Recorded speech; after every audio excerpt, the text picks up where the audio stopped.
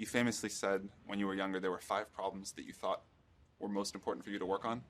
If you were 22 today, what would the 5 problems that you would think about working on be?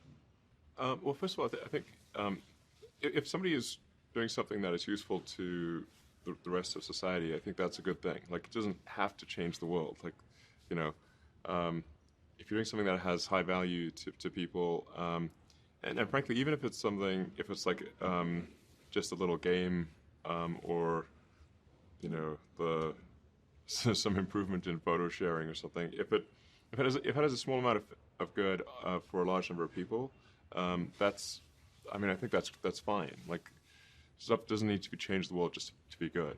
But in terms of things that I think are most likely to affect the future of humanity, I think AI is probably the single biggest item in the near term that's likely to affect humanity. So it's very important that we have the advent of AI in a good way. That is something that if you could look into the crystal ball and see the future, you would like that outcome, because it is something that could go wrong, as we've talked about many times, and so we really need to make sure it goes right. That's I think AI, working on AI and making sure it's a great future. That's the most important thing I think right now, the most pressing item. So then obviously anything to do with genetics.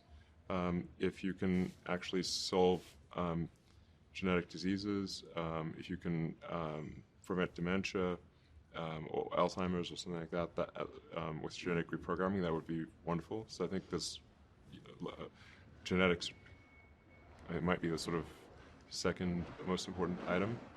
I think having a high bandwidth interface to the brain, like we're currently bandwidth limited. We have a digital tertiary self in the form of our email capabilities, like computers, phones, applications.